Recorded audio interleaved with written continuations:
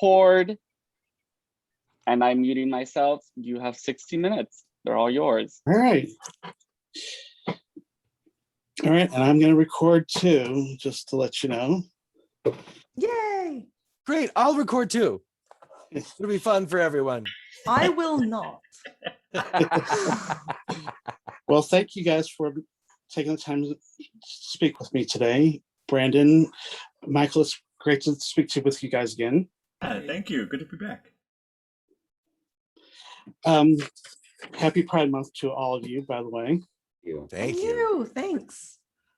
My first question for you guys is: at what age did you first come out? For me, I was 20. That's the first time I came out to someone else. I had arrived at self-awareness sometime before then, but that was still the 80s, and we were good at hiding.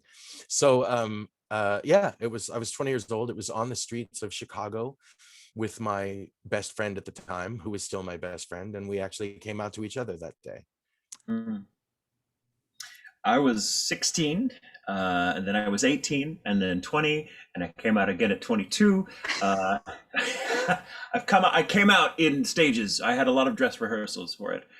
I came out first to my mother because my mother just kind of had a feeling that I had feelings, and so she was like, "Are you?" And I was like, "Yeah." It was crazy. It was in the middle of the night. She'd gotten up to make cookies at 2 a.m. as she does when she's got something on her mind, and I was up because I was a 16-year-old boy, and I was like, "Hi, I could help you make cookies." And we'd had this conversation, and in the conversation, she's like, "Are you gay?" And I was like, "Yeah." And it literally went like, "Yeah, I'm gay." And she paused a second. She was like, "Okay, well, pass me the chocolate chips," and went right on making it. And my mother was very supportive in her very Southern mom way. Then I came out to my brother. I have an older brother. It was very much like, whereas I was the artsy-fartsy one in the family, my brother was very much the jock and the good boy. And so my brother was not terribly shocked either. Which is funny. My biggest, for me, it was kind of coming out was a bit of a letdown, because I had sort of built up this whole monologue in my head about like, oh God, all these people, I'm going to be so, ostracized. And I was later by some people, but not my family. My family, God love them, were very progressive, and I had no idea until I came out to them, and they were like, "Okay, cool." And the overwhelming response was, yeah, honey, we know. And I was like, "What do you mean?" But yeah, and then I came out to my father at last, because my father was the hardest person in my family to lead, and I had no idea how he'd feel about having a gay son. And turns out he thought it was kind of cool. And I was like, "Really? I've been nervous for this long for nothing." But then coming out professionally later, in my professional life, that proved a lot harder, because I was lucky enough to have a family that were cool with it, and then I just kind of expected that to be my experience going forward, and it was not. So I was very, very lucky that my first coming out was really being brought out by a family that already sort of understood and were like, cool. But I also I want to hasten to add to that the reason my family had already kind of made their peace with having a gay family member was because there was one from a generation back whose experience was far more toxic. And so my family had a history. My mother's sister came out to their family when she was young, and she was not supported at all, and tragically took her own life before I was born, but before I was really old enough to have known her. So there wasn't really a relationship there. But so my family, I suppose, were very progressive in their views, because they learned the hard way the toll it can take on a family member if not being accepted. So while my story may seem very positive, the fact is that it wasn't. It was that way for me because just one generation before, it was not a positive experience for a gay family member. So yeah, and I continue to come out now. I'd be surprised how many people I meet who are like, "You're gay?" And I'm like, "Jesus, really? Okay, yeah, here we go." I want to carry around a little laminate card like the guy from Back to the Future when he's like, "Yes, I am the," rainbow flag. Yeah. Oh my gosh. I was pretty late. I was 25, 26 before I came out. So I think, which is pretty late now, I feel. What was it like? Oh, it was weird. I think the bisexual experience in of itself is very weird because it takes a while to come to terms with yourself as it is. So you have to get to that point. Well, we all do, right? But then once you get to that point, you then have to, come out. And it was when we got together and announced that to the world that I actually came out. So that was my experience. No, I didn't know that. Okay. Yeah. Wow. Oh gosh. How old was I? I think I was like 19. I think I tried dating a girl once. It didn't go well. We and all so, had our experimental days the in one college. time. And I realized, oh, that doesn't work for me at all. So I think I've known I was gay for a long time. I was always like, oh, boys are cute. Okay. So, and I told my mom because I was upset. I think it was either because of that breakup or some boy hurt me. So I told her, and she was very supportive. She wasn't like, being judgmental or weird or anything like that. She understood and she accepted that. I think she thought maybe it was just like, a phase at first, but she was never like, she never made me feel bad or judged for it. So I think I told my grandma too, which she was also surprisingly very accepting, even though she's from an older generation. So she wasn't, weird about it either. And she's never ever been, called me names or anything like that or done anything. She's, I've been very lucky with the supportive family coming out. I didn't really encounter any sort of pushback until I was older, and encountering other people, especially the more I've come into my own sense of self and how I present myself. I guess I'm less of a masculine appearance, I guess, and I'm not even trying to be, any which way. I just kind of dress a certain way, whatever. But like some people are kind of cruel and rude because of it. So that's something I've had to face a lot, even up to now, so it just happens. But yeah, it's been weird. It's more of that's been more of a challenge for me to kind of accept. Luckily, I have such a wide support network, professionally and in my friend circuit, that I at least can fall back to them if I'm ever doubting myself. And having wonderful friends like you guys, if I'm ever having moments of self-reflection where I feel poorly. So I appreciate everyone here. I love you. I came out as trans in my late 20s.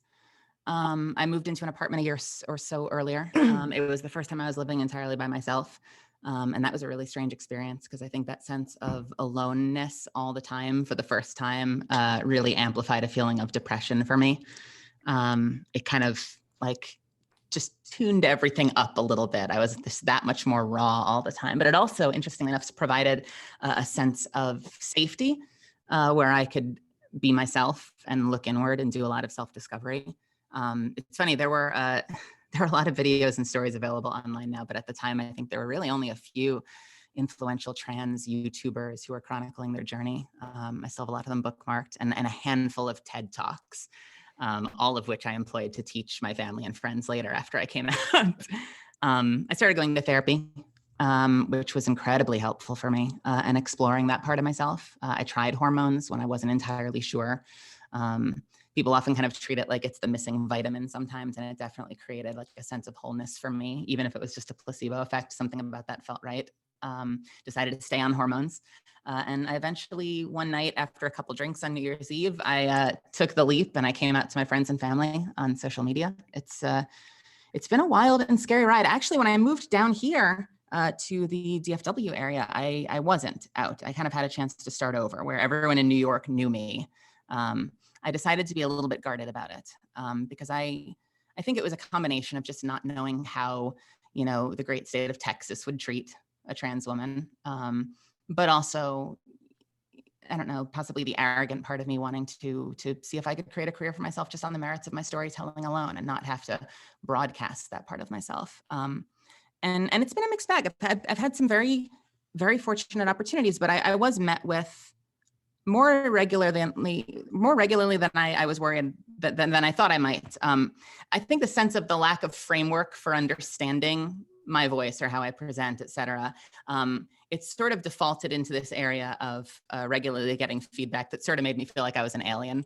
And I think eventually, actually just this past year on Trans Day of Visibility, I had a few directors I had come out to privately, but I kind of just decided I was fed up and wanted to put myself out there more. But also, as I've aligned myself with more and more queer folks, especially in the artistic, creative community, I realize how important that visibility is. And so it's kind of like I'm talking about these issues all the time, and maybe I'm not doing that great a job myself of being part of that visibility. So I should probably fix that.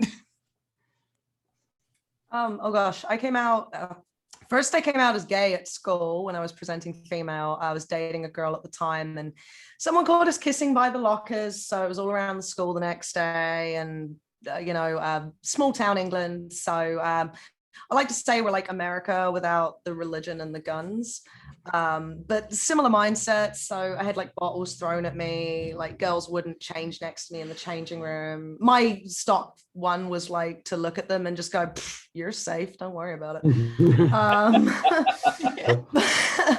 Which was great, like I dealt with it the way I deal with stuff. And I think that if a more sort of trans media had been available, I would have known from a very young age that I was more masculine than feminine. I remember getting massive gender euphoria, like tiny little pinprick memories. Like I remember one time at Guides, we were all on a trip into London, and I was very masculined up, and I had a wool beanie cap on, and I pushed past the girls. I was like, watch this. And I pushed past the girls in front of me and was like, excuse me, ladies.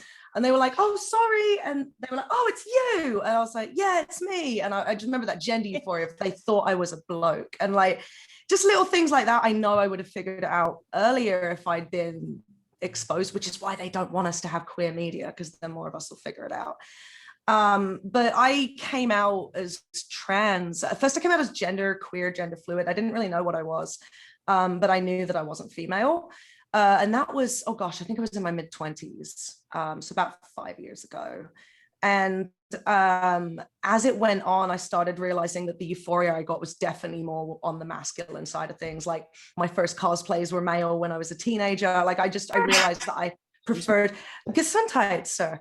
I realized that, I felt more euphoria when the world saw me as a guy. And so I think I decided to change my pronouns, like at an LGBTQ panel at a Denver convention at Colorado Anime Fest. I was just like, okay, cool. So I think we were there. Yeah. I think you were you? I think so, maybe. I think you might. I was at the con. I dragged you onto the panel then. I must have done. Because I just remember being like, you know what, that's it. Screw it. I'm pretty sure that he, they are my pronouns. And I just kind of went for it. And I've been happier since. And most people have been supportive. I've been pretty lucky to have people like Meli and Hayden and Twinful was another people in the industry, Jesse Nowak, who are like kind of have taken those steps before me or at the same time. And I think a lot of it is, like Meli said, and like Daman said, like finding your friends and your family, and when the going gets tough, we just stick together. And like Michael said, like you constantly come out as well. That's another thing is that you're constantly having to come out to people even when you're out. So that's kind of interesting too. Since it is Pride Month, what was the first Pride that you attended? I've never been. I've never been. To Pride? Never. Okay, so next year when the pandemic's over, you lot, we're dragging these two to a Pride festival. We'll go to LA and then we'll do the Dallas one. We'll do both. I've been in proximity of it in New York a number of times, but usually it was like after a long shift at work and I was like, oh, I just want to go home and sleep. I'm just like super like introverted, so like big crowded places I'm like, that's fair. It's exactly the same for me, Damon. I've never been to a Pride parade or event. Really? I'm surprised. I don't the bigger the group, the less likely you are to find me in it. Yeah. That's I will fair. And me. say I've been all over the Mission District in San Francisco, and it seems like a great time. If that's a small microcosm of the experience of Pride, it seems like a fantastic time. That's what we'll do. We'll get together and We'll we'll go do to a a Pride. Pride celebration in a very tiny town. And Oh, it'll be let's Okay. do perfect. it. Oh, I'm We'll so have, here like, for that. Country cupcakes and sweet iced tea. We'll have our South own Dakota. Pride parade. Because I'm in the same boat as David and Damon. I'm very shy. I don't like crowds are not my thing. Have you never been to a Um, Pride Parade? I've been to a Pride parade. Okay. But a very small. Brandon and I are sitting here like, Yeah, I'm not a partier. I've never been a partier. I suspect it's because I'm very self-absorbed. Look at his I face. I don't like being in a room where I'm not the loudest person. So I'm like, I can't go to a party. I don't stand up. But no, so in Dallas in the old days, like there were still wagons and horses and things. I went to a very early pride parade. Pride parade. Pride. In the late 90s, after I had kind of was out to more people, and I was like, and I'd never been to what we lovingly refer to as the gayborhood in Dallas, you know, Cedar Springs.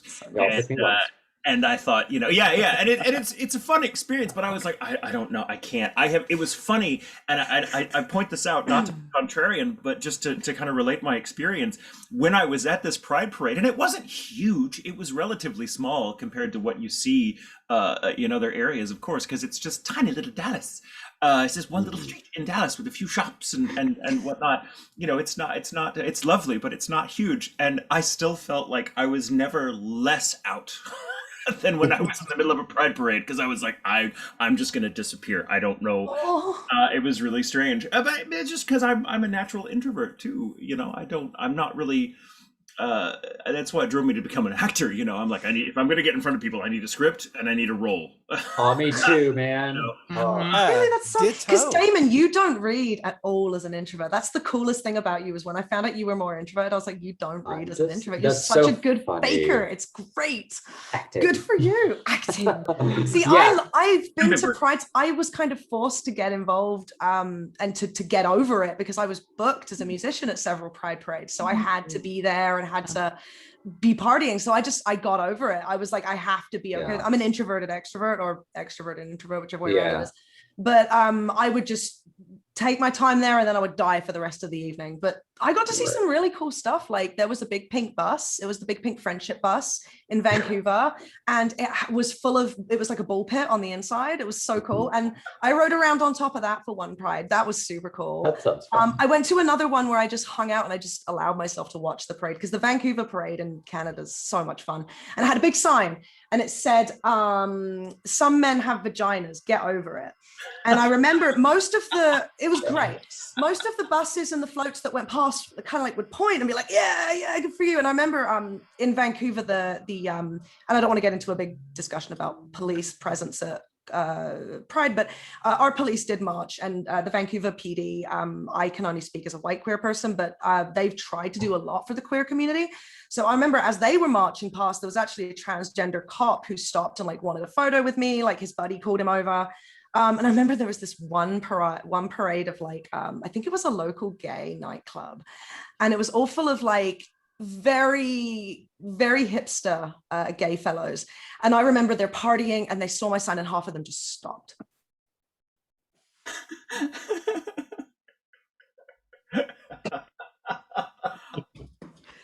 Just like, I had never felt more proud. I was like, yeah. Wow, my first Pride Parade was 18. Yeah, I was taken to the Dallas Pride Parade at 18, and my eyes were like dinner plates. Just like, these people exist? This is what? This is a thing? Oh my! It was very eye-opening and very, very normalizing for me. It was a very positive experience. So That's awesome. Yeah, I'm all for it. I'm more the literary gay. So I discovered Yeah. by reading Oscar Yeah. Wilde and things like that. people you know. watching at Pride Yeah, parades, I though. love people watching too, but Oh, sure. I feel like there's this like thing of like you have to go to Pride if you're queer, and like you really don't. Like it's a celebration, and it's become very Yeah. commercialized. And like if you want to go and have fun, then go and have fun by all means. But like there's definitely not like you don't have to go, or like Yeah. it's just a celebration. I mean, the first Pride was a freaking riot. Like Right. Well, it's like Well, that's with really- that, it feels that's- like. Oh, sorry. Go ahead. That's really interesting as a benchmark, because I have always felt like there was a very I made this joke at the last interview, so you guys are all going to hear it again. But I know that among my LGBT friends, I have very like straight dude energy. So I've always felt like there is this huge energy mismatch between me and kind of the expected behavior during Pride. And I don't know if that was just retail hell weighing me down, but it was always this sense of like, oh my God, we have to go to Pride. And I'm like, I want to go get a drink somewhere. Why don't we just go somewhere quiet where we can each nurse a whiskey and talk about, things that inspire us. And so it's so cool to have conversations like this. And I've been having more and more, the more out I've been, that it just goes to show you that there is no monolith, and that we are all individual, amazing, beautiful people. my interesting struggle with regards to like public, the public life of Pride. public gayness. I kind of, is that I'm not very publicly gay. I mean, no matter how hard I try, I present as just your typical straight white dude. Like everyone, I played football, and I'm like, I promise you, that's not why I was there. But it's funny. So I've in my life, I've found throughout that when I come out to people, they're like, huh, really? And they're really shocked. But by then they already decided I'm okay. Because they thought I was just one of the guys, and they're like, but another queer people will be like, oh, well, we just thought you were an ally, and I'm like, oh, you have no idea.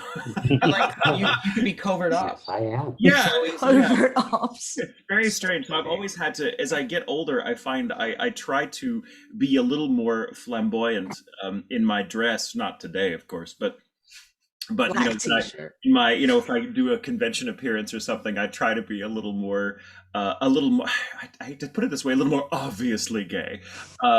So I've always envied, that, because I feel like, no, I have to kind of prove that I'm gay. The good for you. The cool thing is though, Tatum, is that like, I know you said Michael, but you're always going to be Tatum. I'm sorry.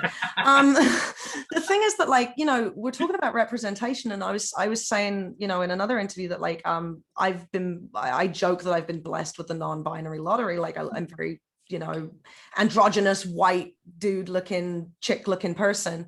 But I love it when people get out there and they show that there are different representations. Like, Daman was saying before that he gets stereotyped against a lot because he looks very quote unquote gay. But like, I also get misgendered a lot too. Do It happens quite like.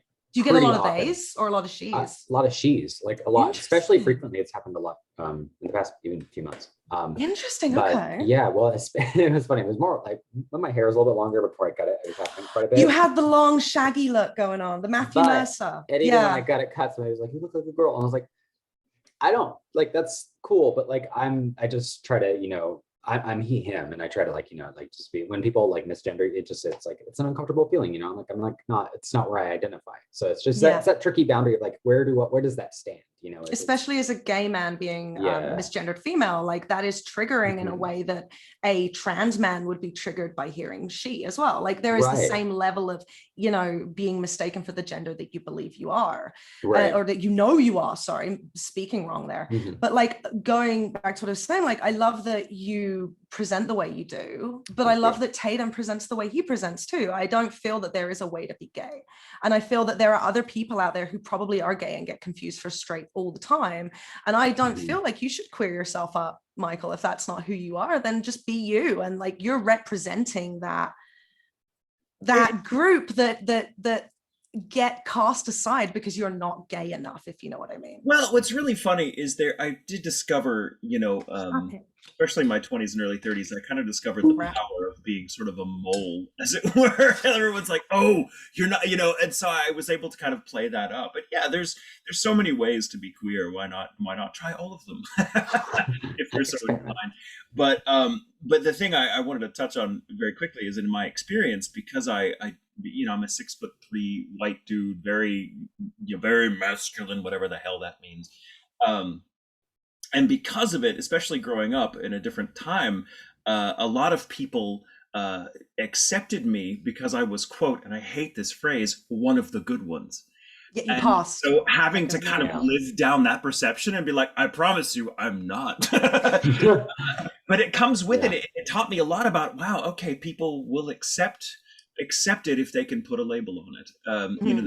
The heteronormative community, so to speak, will just, they're so quick to put a label on it. Years ago, really quickly, just to kind of make a metaphorical point, I worked at a CD store, for those of you that remember what those were. And it always shocked all of us kind of hipsters that worked behind the counter. We were into like Frank Zappa and like Stravinsky and just all kinds of crazy stuff. We had like the weirdest tastes, and people would always come up to us to buy stuff. And if they liked what was playing on the PA and we had it out on display, they'd buy it, but they'd always be like, what genre is this? And we were always amazed that they needed to ask that question. We're like, the genre is what you like. We were always very surly with customers like that. And we're like, what genre is this? That's the job when you live in a CD store. When you work in a CD store, you have to really be really judgmental of everyone's taste. We got a little write-up in the Dallas Observer that same year where they described us as being surly but knowledgeable, which I have tried to live up to. Did they rename the store? It should be Surly and Knowledgeable CDs. Bring it back. Bring it back. But yeah, so it's very interesting, discovering, I think, something as a queer person that we all deal with is coming up against this need the rest of the world seems to have for pigeonholing us in some way. Like, it can only make sense of us if we are this, that, or the other. And I've always loved, or have long loved the idea of like our power comes from just by our virtue of existing. We are a challenge to the status quo because our existence poses so many questions. And I've learned to kind of embrace that and love that and find and ramble about it endlessly. Expanded on what Michael said, have any of you encountered any pushback or like homophobia, transphobia, bigotry in the industry? Yes. Yeah. Damon's like, yes. Yeah. They don't work in positions of power anymore. Some people that I experienced it from, they have been terminated. But it did happen, yes, to me. I would get comments in hallways, passing remarks, and just or in session. And which is really crummy. I was a little newer, so I didn't really bring it up to anybody, but I just tried. It was just something that I felt I needed to be more of just a wallflower and just ignore it and just kind of deal with it and take the brunt of it. Now I'm learning boundaries, and I'm like, no, you're an asshole. So Damon, your boundaries are beautiful. they're growing. It's been enlightening the past year. So yeah, unfortunately, but it is very, very few and far between and uncommon, thankfully. in small groups of, angry idiots on the internet that you obviously get, like anytime I'm announced for something, especially Borderlands, or there were a couple of conventions, you get the whole like, oh, they're doing the political thing, they got to hire some trans person, blah, blah, blah, like deliberate misgendering. And you don't feed the trolls, unfortunately. Like I try not to give them the attention that they desperately want. But it's always going to be there and it's always going to happen. And you just have to kind of, I try to think of like, not lead by example, but like try to act in a way that, that just shows like a good side of our community, like, and be like, cool, sorry you feel that way. Like, I hope your God doesn't judge you. It's funny. I feel like I've had very different feelings about running into displays of homophobia, and this, ranging anything from an outward outcry against the validity of your existence to just the things that people who aren't queer sometimes say when they're trying to understand the queer experience, you know what I mean, or trying to come to terms with it. Yeah. There's a wide range of what, sort of falls under the homophobic umbrella there. Right. And yeah, in 48 years, I've I've seen every bit of it. But at this point, I just kind of laugh it off. Generally, it's not coming from my peers, my contemporaries. As Ciaran says, there's a fair host of internet trolls who are just there. And frankly, I don't think most of them are actually humans. I think most of them are bots that are there to light a spark and create, more contention. Sure. But at this point, here's the thing, man. I grew up in the 70s and 80s in Texas, gay, under Oh my gosh. Reaganomics, at the height of the AIDS crisis. If you want to hurt me, you're going to have to work a lot harder. My armor and my weapons are forged in fire. They are tempered steel. So like, sling all the words you want. I've already heard them and I've already dealt with them and I already know who I am. And that's an advantage I have being 48 because I've gone through these struggles and I see them, I view them differently now. Now it's patience and fortitude. I think straight America, cis-het America is slowly coming to terms with the existence of this in ways I have observed over the years of my life. I mean, when I was a kid, to put a gay straight alliance in your high school, much less middle school, much less grade school, you would have been drawn, quartered, tarred, feathered, and sent directly to hell to participate in such a thing in my day. So like the progress we've made is compelling, and it's evidence of the fact that the cis-het sing-along is starting to hear some other music, and I think that gives me a sense of power and a sense of ownership over myself that it took me a very long time to earn, and then an even longer time to be comfortable with and own. But I see my identity, the way I present. I mean, like I don't look gay to people mostly because I have no real sense of fashion. So I really lose a lot of points just from that. Sorry, David, that beard says otherwise. I'm just going to throw that out I there. still put Potatoes. flowers in it. No, do it. Well, you're all very kind. It's very sweet. But like, I see all these signals I throw and these ways that I identify as something it took me 48 years and however many days and minutes to earn and own, and I continue to earn and own it. But it took me a very long time to self-actualize to that point, and it's still a struggle. And like, just to throw in there before someone else jumps in, like, and to mention what you and Daman said, like, because you have gone through that, and especially like our older queers, but also like older, like people in the industry, even just like a few years ahead of me, like Daman, like, because you endured that, and now the industry knows that's not okay. People like me who are now coming up aren't having to endure that. I'm not getting like transphobic comments whispered in corridors because the industry's kind of already gone through that, and you've endured that for me. So it's like, now it's our job to like endure for the next generation, right? Just to jump and say, like, we love that you suffered for us. Thank you. From a history standpoint, it's challenging because there are a lot of things in play, and I think a lot of people mean well, but they're still trying to figure out how to navigate being more accepting and being more inclusive in the media that we're creating. And there are a lot of things in play, including the fact that at least in the work that we primarily do, we're not the only ones making the making the decisions. And there are clients involved and other writers and people at multiple levels. And it's also show business.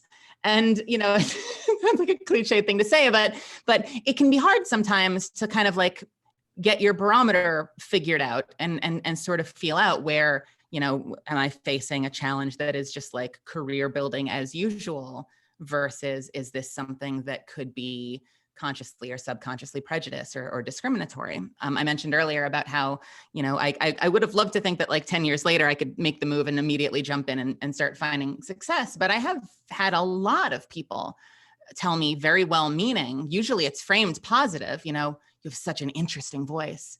But then it's always followed with some manner of it's really hard to find something. It's a real challenge to find something. I'm really trying hard to find something, but they almost create this narrative that like the planets need to align for, I can only speak for myself, but the planets need to align for me to make sense in something. When, the actor's perspective is like, I'm a friggin' storyteller. Like, give me an opportunity to tell a story. And this goes back to something I said, I think earlier, I think in the other interview that we sort of are fighting this fight on two fronts. You know, one is from a long game perspective, we're trying to shift the zeitgeist and change people's perspectives on what characters are allowed to sound like and what characters are allowed to look like and what roles we're allowed to play. But in the short term, I think that we're still working out a lot of the growing pains of I think there are a lot of well-meaning people that want to be inclusive, but they still, despite their best intentions, feel bound by a lot of the templates that we've created and a lot of the expectations we've placed on the medium and what characters are allowed to, you know, everything I said before. So I think that we are making a lot of moves. We definitely have a long way to go. And to that, I would say, when you are, this is something I want to do eventually, when you're in a creative leadership position, it really means actively looking for ways to create opportunities. You know, and that means this month we're waving flags and we're celebrating and we're being joyful and cheery. But and sometimes we see that in the form of a single individual possibly having a tremendous amount of good fortune where they suddenly are featured in a number of leading roles and one individual career explodes. But I think that we need to be diligent about every episode of every show of every season, trying to look for places that we can create opportunities for people. And I include queer folks, I include POC folks, and I include ambitious folks that are just getting started in the industry regardless of who they are. You know, there needs to be an active attempt to make that, to leave those doors cracked open for people. Mm-hmm. And I love that the quarantine issue we're having, as crappy as it is, has definitely been a silver lining. Like I know Daman has featured some brand new talent, another Brit, which I was very happy about. But you know, like we're seeing, so happy. We're seeing like a lot of new people getting a shot because of this, and we're seeing a lot of new POC and queer talent, which is fantastic. And yeah, I feel like we're actually starting to slowly make those changes, which is really nice.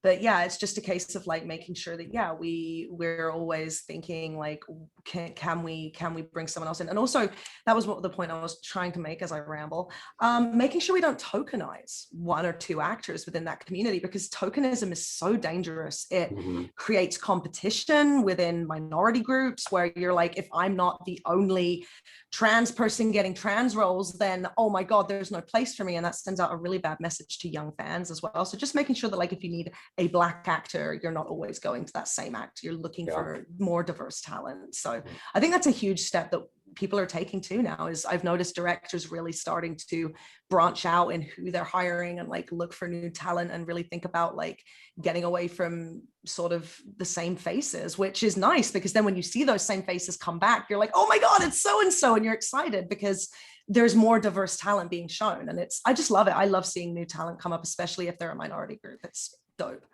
It's very much the spirit of yes, and, you know, we're doing some fantastic things and we can do so much more.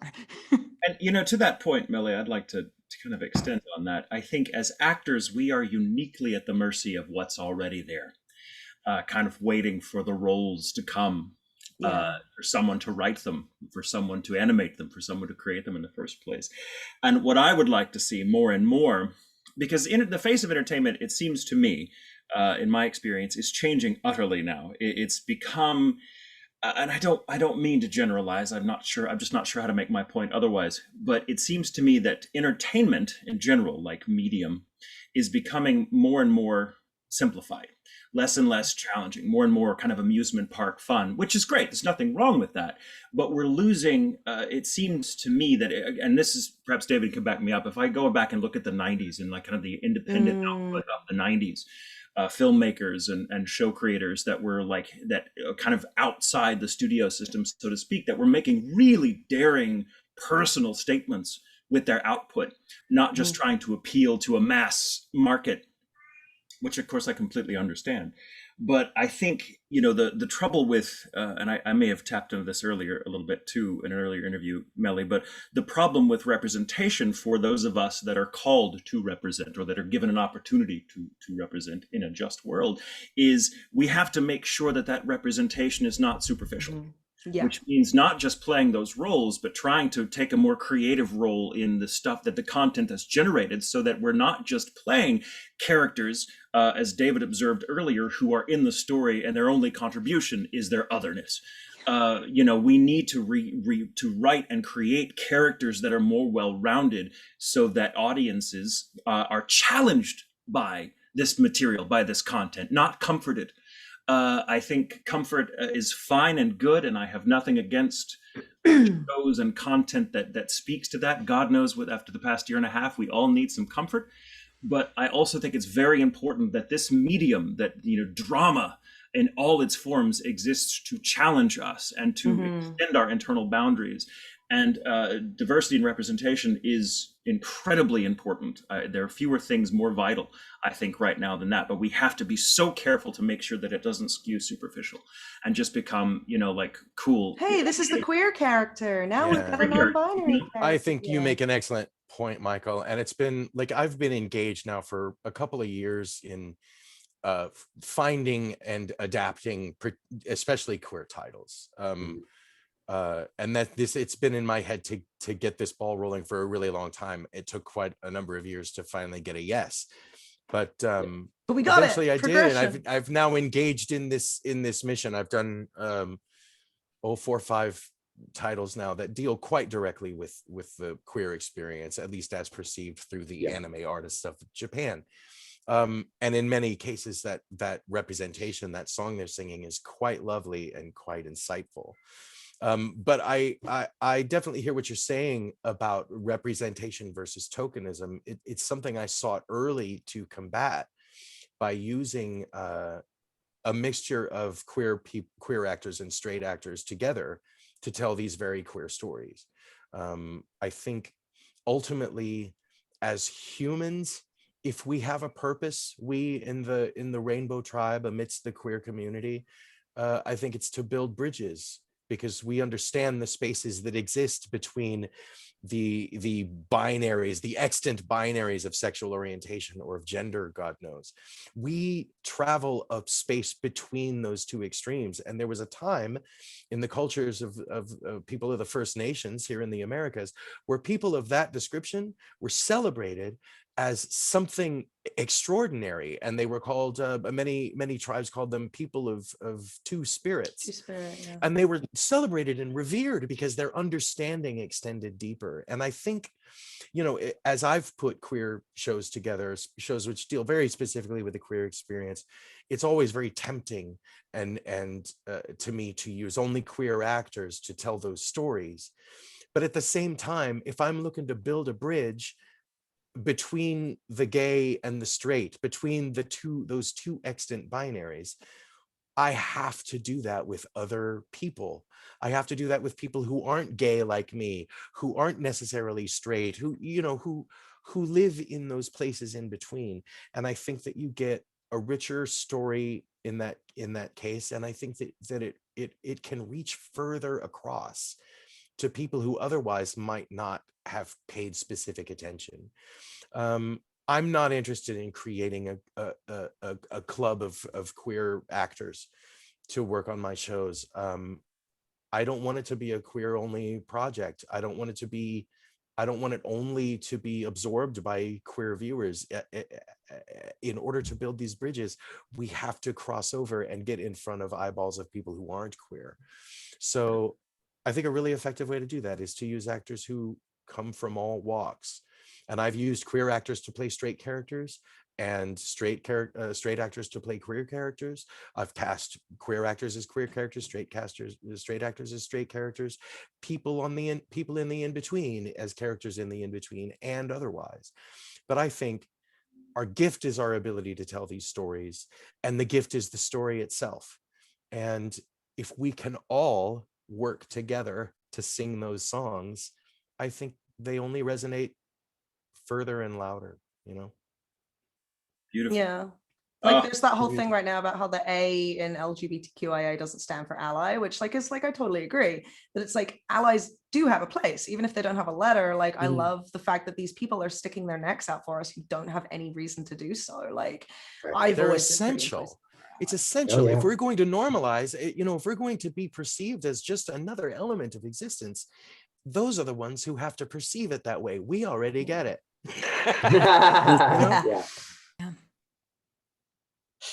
Yeah. What is it like working for a company like Funimation, where it's just like they like showcase you guys like tremendously? Like, I know, like, this is my second time working with Funimation about something. First one was with Brandon and Michael about their own love story. Yes, that was so great. Well done.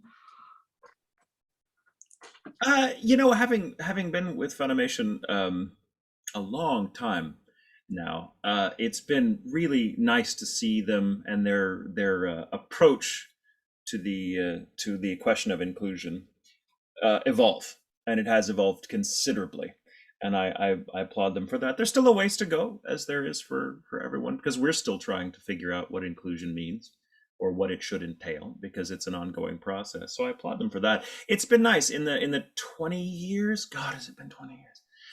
In the 20 years that I've been there, the company has, of course, been under many masters, and in that time. But I love. I think, and I've been a pretty outspoken gay actor in this community for as long. There was never a time when I was in the closet as an actor, just because it didn't occur to me to be. So that's not because I'm brave and like, yeah, I was just like, oh yeah, I'm gay. Did you not know? Sorry. That was kind of always been my stance when it came up, at conventions or whatnot. And, it felt like for many years, the studio just wasn't quite sure how to deal with that. I mean, I was cast and stuff. They treated me like just any other actor, which is, all I can expect. But it was interesting, when they reached out to us recently to do the interview with you about our relationship, that was new. They'd never done that before, to my knowledge. And that felt like, oh, okay, we're seen now.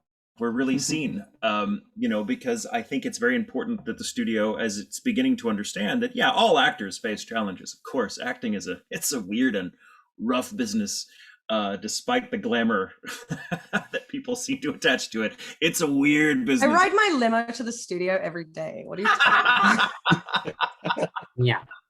Limo, I have a griffin. I ride my Humvee and I enter the studio on a palanquin carried by 4 shirtless, well-oiled, muscled men. With 3 joints dangling from my lip and a brandy in my hand. Yeah, but it's encouraging to see the studio begin to understand the struggles of actors that for whom heteronormative society has not always been able to find a place. And it's really nice to see the studio begin to acknowledge that internally as well as openly. And it's changed a lot, as David can tell you too. David has been fighting this fight to get studios to represent. And David, you're my freaking hero for that. I mean, like, you're a paladin. Yeah, you're incredible for that. And but we've been listening to David make this argument for years and years and years, and finally, and this is just true in life too. I think the extent to which a studio listens to David Wald is the extent to which they've progressed. Uh-huh. Yeah. I'm the canary. Does this make me the canary? Queernary. You're a queernary. Send you in. I'm the canary in this coal mine. Yes. I guess I figured out how to make my general tendency toward combativeness work for us. I respect it. It's great. Great. I would go into battle with you, sir, anytime. Me too. And so you shall, my darling. No, I found that Funimation have been really respectful. I've never had an issue with any producers or any directors, or everyone I've worked with at the company has just treated me like another actor. And I think that's the coolest thing, is to not have a reaction. Like you were saying, to just be normalized. To just coexist among them. Yeah, totally. And I can only speak for myself. I don't know if my experience is the same as everyone else's, but I've never felt, outed or different or like a misfit in any way, or been made to feel that way by the company. I love that when we do get a lot of the representation come through, a lot of the directors really do care about giving it sort of the attention it deserves. My first dub I was brought in for was called ASTRA Lost in Space. It was for a character who existed, he was intersex, existed between the gender binary, and they really wanted this character to be done well. And I had an issue with one of the lines. It came across as exceedingly transphobic. And it was just the way the line was written. And I brought it up with the director at the time, Caitlin Glass, and she brought it up with the writers and the producers, and it went all the way to the top, and they rewrote this line and reworked this line again and again to make it so that it didn't change the initial meaning and it didn't take anything away from the initial sort of translation, but it didn't make this character appear to be sort of transphobic. So just the attention that went into one line in this dub just thrown in at the end of the episode was incredible. Like, I was blown away at how much they gave a damn. So that was really cool. Mm-hmm. Yeah, I feel like too that just being able to coexist among everyone and not being, treated differently and being trusted to participate, not only just with stuff like this and to be a voice, but like trusting with properties and roles and stuff like that. I've been given many opportunities with the studio over the past 5+ years I've been working there, and with some more important stuff too. And it's just been very, humbling that, my orientation, how I identify doesn't change that, and it's very awesome. It's generally, I think, safe to assume that in a creative field, you've got a higher proportion of people who are more open and accepting than in a non-creative field. It's just sort of the nature of the work we do.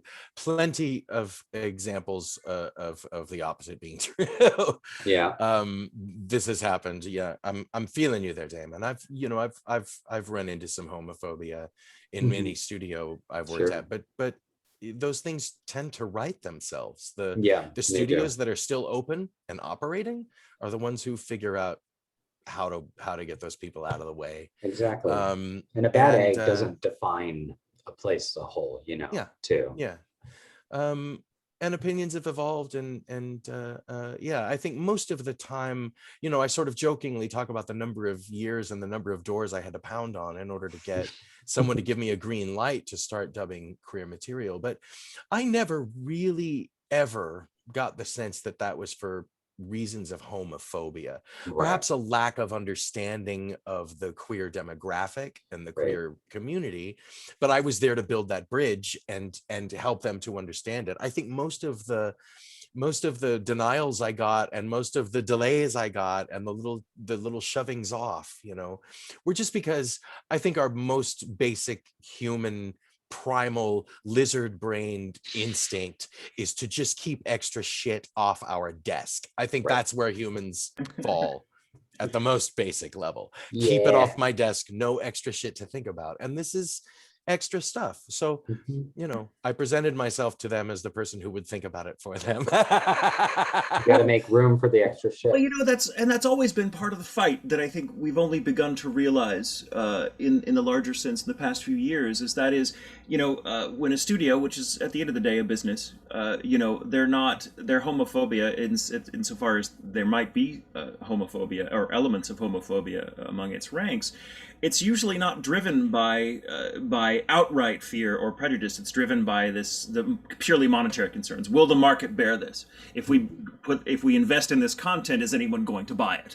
And I think one of the biggest victories, David, that you've kind of been a huge part of, and that we as a queer community can see now, is that, and across the board, not just with anime and in dubbing, but in gaming, in films in general, which I think is very positive, is that people are beginning to see, the market wants this. There's a hunger for this content, and so it's from a bit purely business perspective, though it sounds vulgar. But it sucks because you have to look at it that way. So. Well, for a thing to work, it has to profit. We're kind of seen as economically viable. We are now the way we got big business to take us seriously and do it. Queer bucks. Queer bucks. It's like we are an untapped resource. You have no idea. And we're hungry for good stories. I can tell you, I had to do a lot of looking in, Michael. We're an unbelievably powerful untapped resource. The number of people who ascribe to one color or another on the rainbow flag equal roughly 25 to 30% of the global English speaking population. That doesn't shock Many me. of them come from double income houses with no kids. Many of them, I think the gay population, the LGBTQ population generally spends roughly 30% more a year on media and entertainment than their straight counterparts in the Wow. same business class. Sorry, keep going. Yeah, no, it's huge. Our power as a demographic is tremendous, and so few people are going after that demographic. So few. I think the business world is just starting to figure out where the power is, because I ask you all, my darlings, what happens to every trend embraced by the queer community? It explodes and goes global. It explodes. Yeah. And that is so it's something Okay. I want to kind of circle back real quick to something that we were talking about earlier about, like, in confronting homophobia. That's something that's, I think, very positive, that it's easy to overlook sometimes because we still do confront it online, especially. You can't make a pride tweet without several dozen people being like, gross, it's unnatural, blah, But of course, they're all anonymous accounts and none of them actually have their pictures and stuff. But what's interesting, and I think David will agree with me, is that stance is now manifestly the controversial one. When we were growing up, it was not controversial to be homophobic. I didn't confront a lot of outward homophobia when I was young because I was conditioned to internalize it. I didn't have to, no one had to call me a bad name or to deny me entry somewhere or to suggest that I was gross or whatever or unnatural, because it was just understood. It was not controversial to have that opinion. But now, and I don't mean to put too positive a spin on it because it's still awful, but now it's like I feel that the number of the relatively small number of people that will be extremely vocal about their homophobia just shows that it's dying off because they have to be so loud now. And it's not just that, but you go to a convention and you hear someone make a homophobic remark, you've got 6 other people, not even queer, jumping on same it. online too. If anything know. happens, like on my social media, if somebody is outwardly horrible, the amount of people that turn around and go after that person to shut that down is staggering. Yeah, and it's like we don't condone bullying or violence, but it's like it is very incredible to see the amount of people that will stand up and speak up. That is, people just have stronger boundaries with that stuff now. That's very Well, true. we're into the end of our time here. Very quickly, you guys, where can we find you on your projects and social media wise? Oh goodness! I'm Twitter, J Michael Tatum, Instagram, J Michael Tatum, TikTok, Courier Pigeon, all of those things. My handle is BRANMCI. It's just my name for Twitter, YouTube for my music I release, Spotify, stuff like that, and Instagram. His music's really good. You should check it out. I'm at Ciaran Strange on everything, and you should check out my book series. It's under Black Tie by Ciaran Strange on Amazon, and I am on Twitch at The Coffee Commander. Come hang out. It's a lot of fun. Yes. That's really good. On Twitter, Instagram, and TikTok, I am Daman Mills, DAMANMILLS. And you can find me posting cat pictures and memes and things, usually, or and video game projects and anime and stuff like that. Yeah. You can find me on Twitter at, sorry, go ahead. No, go ahead. You go ahead. Okay. You did it. You raise your hand. Your buzzer wins. Yes. You can find me on Twitter at Melizande. That's MELIZANDE. I'm also at meligrant.com. And I occasionally rarely stream on Twitch at Angry Meli. It's that Brooklyn comes out when I start playing video games. I'm just on MySpace. I'm trying to bring this whole MySpace thing back. Why How's did Tim you not doing? friend me? You can David, I better design still your be own in your top backgrounds, 8. guys. You can find You declined my David friend on request. Finster. No, you'll find me on Instagram and Twitter at David Wald VA, and I'm also on the Facebook under, I think, just probably David Wald. That's as far as my digitals go. I'm a man of the past. The last computer I really Back to understood that was a courier Commodore pigeon. 64. So What's that? yeah, David. go look that up, children. Take one thing away, learn something. I'm gonna mail Commodore Damon a bunch of 64. floppy disks. Mine was called the Difference Engine. Do you remember those? David? Oh yes. Yeah, that was like VIC 20 level computing. That Oh was my like- God, it's got was out there. rainbows on it. That's Yeah. good. I love that for us. Damon's yeah. like, and the screen was a box. Yeah. I know what a floppy disk is. I've used them. I remember when the internet made like crunchy sounds when you dialed in. No, but we were using Don't them you when they were actually patronize us, young floppy. man. Thank you so much, Geraldo. This has been so much fun. Thank you. Thank you. Thank you so Oh, much. you're Bless kind. Thank you, you so friend. much. Yeah, it's lovely to Really talk. appreciate it.